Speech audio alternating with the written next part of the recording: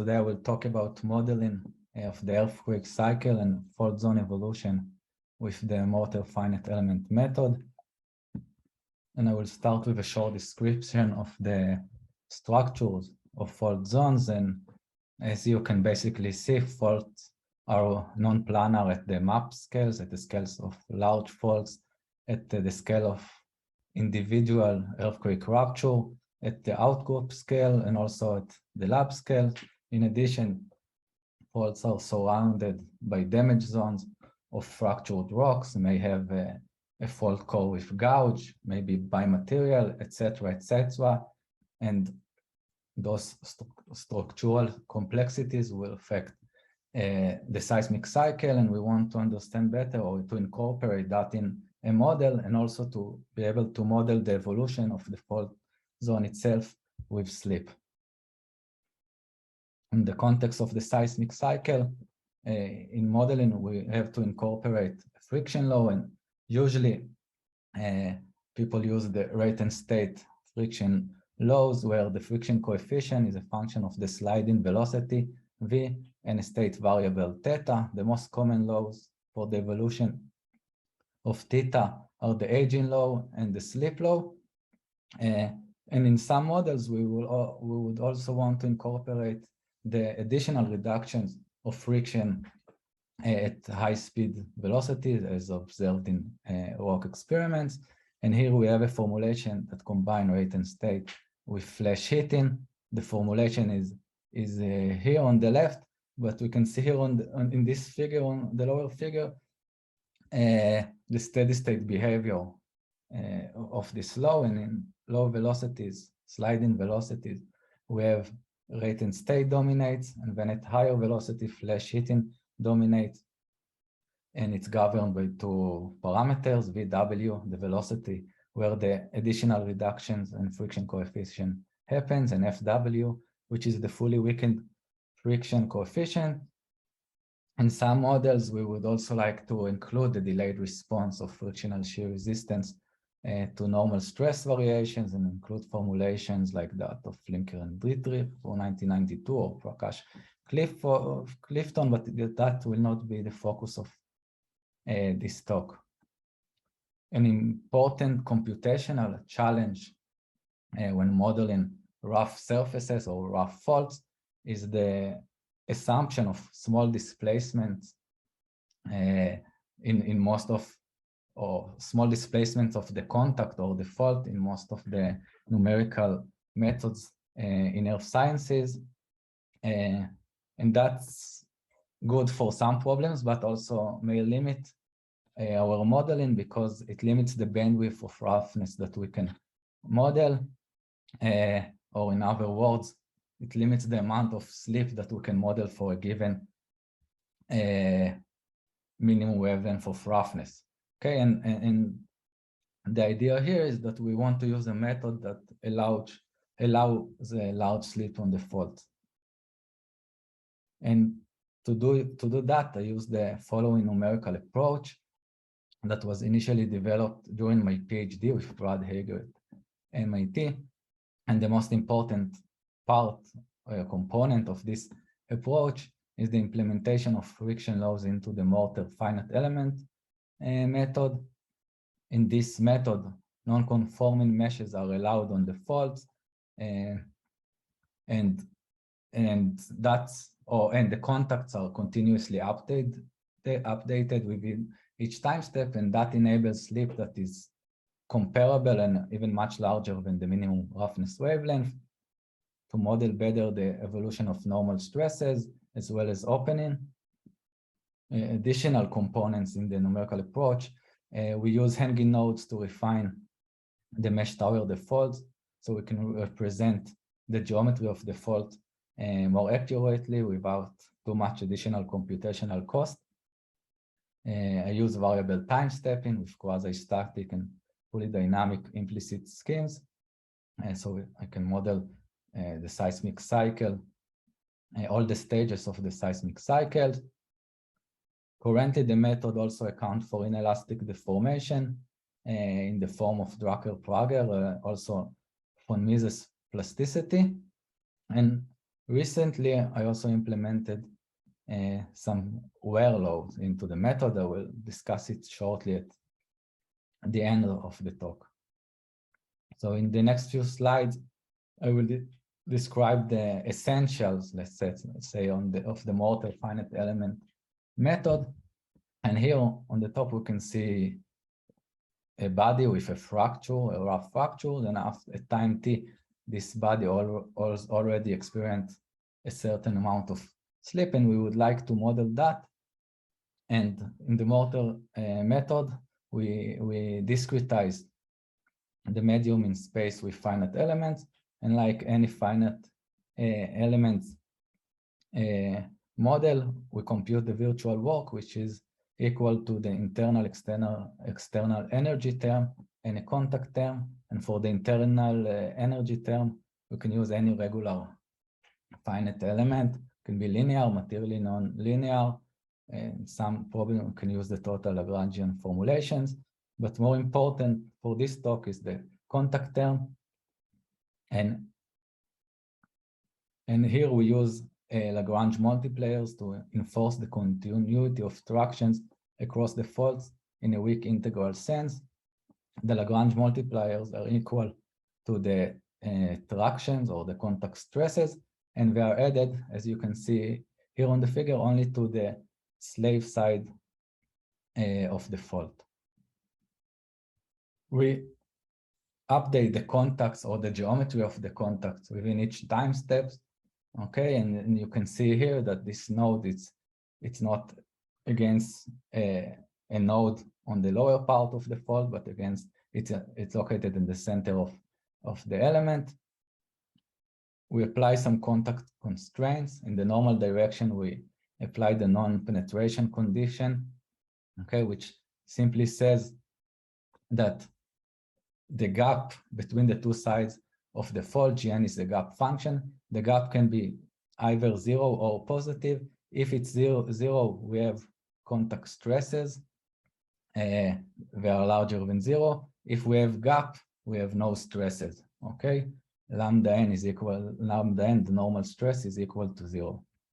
In the tangential direction, we use a kind of Coulomb law, which simply says that if the shear stress is smaller than the frictional resistance, the friction coefficient multiplied by the normal stress, then if the shear stress is smaller than that, the local node is in a stick state, there is no sliding. But if the shear stress is equal to the frictional resistance, there is relative velocity and sliding.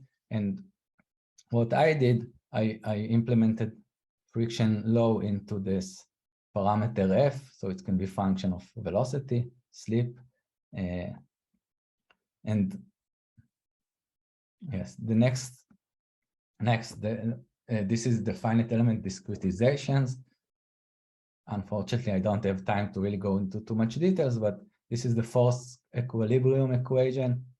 Those are the normal and tangential constraints after the discretization. And when we have discretized those equations in time, and for stages where we can neglect the inertia and the dynamics, we neglect the accelerations, and we use backward Euler scheme as shown here. And for dynamic stages, we use implicit numerical schemes. And because both schemes are implicit, it's actually quite simple to use variable time stepping. Okay, we just need to decide on criterion on how to vary the time step. Okay, I usually define the maximum time step to be one that gives us maximum slip on the fault, which is half of the critical distance or the slip distance of rate and state, but we can use different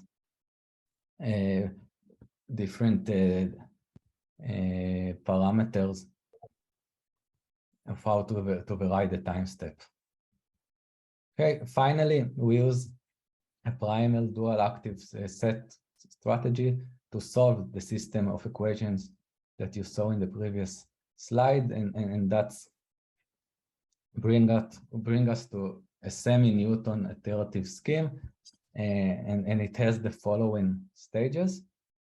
First, we divide the slave nodes into nodes that are non-active, where we have open regions on the fault, to nodes that are in closed regions but in a stick state, and to nodes that are in sleep state. We replace the inequalities in the contact constraints that you saw in the previous slides by complementarity functions. And that's allow us to use a consistent linearization, and that gives iterative Newton scheme. And finally, we use special shape function for the Lagrange multipliers, and that allows us to actually condense out the Lagrange multiplier out of the final system of equations. And we get this quite complex, but a system of equations to solve within each iteration. But you see, we have only displacement degrees of freedom here. Okay, so that was the essentials of the method. And in the rest of this seminar, I will talk about two numerical studies. I will talk mostly about these studies, where I collaborate with Daniel Faulkner from Liverpool University, and we examine the effect of fault roughness and earthquake rupture on the evolution and scaling of fault damage zones. We compared our numerical results with field data from small displacement faults within the Atacama fault zone in Chile. And here you can see an example of such a fault. And what's nice here is that there is measurement of the relative displacement, cumulative displacement on the fault, and also measurements of the damage width. And on the right, you can see a plot of the damage zone width versus displacement in logarithmic scale. And all those black circles represent the data from the small displacement faults in the Atacama fault zone. You can see here also a compilation of data from many other exhumed faults, which was done by Savage and Brodsky. Okay, so we would like to model the accumulation of damage, and we used actually two models. And in the first model, we model the accumulation during quasi-static sleep on rough faults. And why we use a quasi-static sleep? First, because some of the faults in nature operate aseismically, and second, because when we use quasi-static sleep, we can have much larger time steps, so we can model much larger sleep on the fault. So on the left, you can see the model that we used, a 2D plane strain model. We have a rough central fault for 32 meters between two 4-meter smooth faults. We apply slow velocity boundary conditions. We count for inelastic deformations using Drucker Prager plasticity. And basically, we are saying that everywhere that the model shows plastic deformation corresponds to damage. So in those simulations, I used constant friction coefficients, and the simulations will run up to an average slip of 1 to 1.2 meters, which corresponds to almost 10 times the size of the minimum wavelength, which was 0.125 meter. Okay, and the Mortar method allows us to model such a large slip, and we use effective stresses that represent a depth of 6 kilometers of 100 MPa. Okay, on the right, you can see the 4 geometries that we tested. In general, faults are considered self-affine, and the HRMS, the average deviation of the fault from planarity, is equal to a prefactor BR multiplied by the length of the profile in the power of H, the Hurst exponent. So the prefactor just tell us what will be the amplitude of the roughness, and the Hurst exponent more or less tell us what is the relative amplitude of the smaller wavelength compared to that of the larger wavelength. and as age getting smaller, the smaller wavelengths are more and more rough.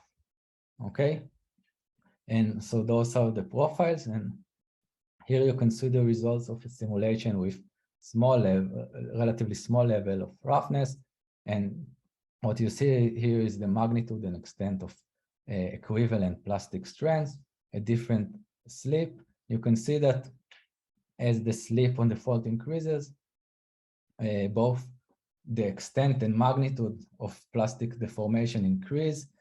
We have an heterogeneous pattern of the inelastic strain, which corresponds to the local geometry on the fault. And we can take those plots and calculate the average thickness of inelastic deformation or plastic deformation for each slip. And this is done here. So this plot shows the average thickness as a function of slip on the fault. And you can see that for simulation with small level of roughness, and the blue and the red symbols, we are within the field data, which is showing in black. But for simulations with larger roughness prefactor, larger roughness amplitude, the yellow and the purple, we get damage width, which is much larger than that in the field data. And if I plot it in logarithmic scale, so again, we can see that the small level of roughness give us nice fit to the data. Probably the one with Earth exponent of 0.8, the red one give us slightly better fit. And we can see also that at small slip, the faults with the smaller Earth exponent have larger damage width, but when there is a transition, and at larger slips, the faults with the higher Earth exponent, higher age of 0.8, give us larger damage width. And that makes sense because we said earlier that smaller age correspond to larger amplitude of the smaller roughness, which are more effective during the beginning of the slip. Okay, so actually we could fit the data with quasi-static slip quite nicely, I think, but we also wanted to model and examine the effect of earthquake ruptures together with roughness on the evolution of damage. So we have a similar model, as you can see on the left, but now the fault is governed by rate and state, here with the aging law. The central fault is velocity weakening, and we have two side segments of velocity strengthening. And we ran four simulations. Okay, one of the planar fault, and three of a rough fault with this geometry. But for the rough fault simulations, we changed the characteristic sliding distance LRS from 20 to 40 and 40 microns to understand better how the different dynamics of the rupture will affect the extent of damage. Okay, so before we go into the damage, let's see the slip behavior during some of the simulations. And we start here with simulation of a smooth fault. So you can see here the distribution, the slip, contours of the slip along the fault, the different stages. Blue corresponds to creep, black for the nucleation stage, and red for the dynamic propagation. And basically we have events. The first event start at the center and propagate bilaterally, but all the next events starts more to the left and propagate mostly to the right. Okay, if we add roughness and use the same frictional parameters, so we get the following behavior. We have two first events that start on the center, but when we have event 3, 4, and 5 that are smaller, we don't rupture the whole fault. When event 6 go again rupture the whole fault. When we have 3 smaller events, and when actually we have transition, and we have event that start on the right, propagate to the left, that will affect the accumulation of damage, this transition. And if we use the same geometry but decrease the parameter LRS, when we get series of, it's listed at the beginning, smaller events, I mean smaller cumulative slip, but most of the events do rupture the whole interface, and we also get small events at the sides of the fault. So let's now look on the distribution of damage near the fault, and let's start with a smooth with a planar fault. So for the planar fault, the first event started at the center and propagate bilaterally, and we see a little bit accumulation of damage on the extensional quadrants. On the second event that started on the left, or more to the left, we see additional damage here on the right, and up to the fifth event, we see a slight increase in the damage, but then because the event kind of repeats themselves, we don't see much more accumulation of damage. For the rough faults, okay, the first event started on the left, and we see mostly damage on the right, but then slowly we get more and more damage because of roughness at different regions along the fault. Okay, here we can see nicely between event 9 and 10 the transition to a rupture. What? To a rupture that propagate from right to left, so we add more damage here on the extensional quadrant, and basically roughness, the damage keep growing because of roughness. And here we have combined effect of both stress concentrations from the roughness of the fault and from the stresses on the rupture tip.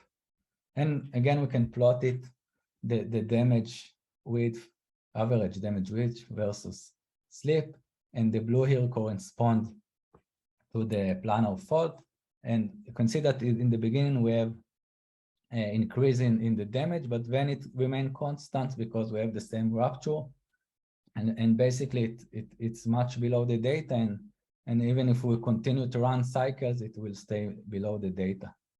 Okay, we also have example of a quasi-static simulation. It's feed the data, and if we look on simulation that combines both roughness and earthquake ruptures, you can see that we are above the data. We have the maximum damage width at LRS value of 40 microns, and then if we increase LRS, we get less dynamic events or less intensive events. So we start to converge back into the quasi-static simulation. Okay, and basically we can say that we can fit nicely the damage zone in the field data with quasi-static slip on rough faults, but with small level of roughness. Okay, this compared to what measured in field or measurements of roughness in the field. Earthquake rupture on smooth fault does not produce enough damage, and earthquake rupture together with roughness produce too much damage. So it might be that those faults, small displacement fault in Chile operated seismically.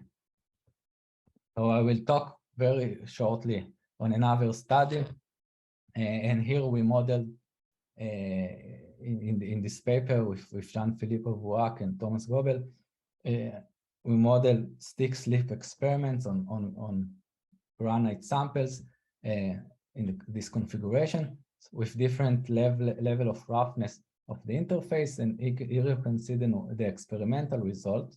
This is the effective friction, actually measured with loads outside of the sample as a function of time. And for the smooth fault, you can see large stick slip events, but this is in blue. But for the rough faults in black, you can see that we have displacement or slow slip events or very small events, and then they had one large event, and then they stopped the experiment, and we wanted to see if we can model that with a friction low and while accounting for the roughness of the surfaces.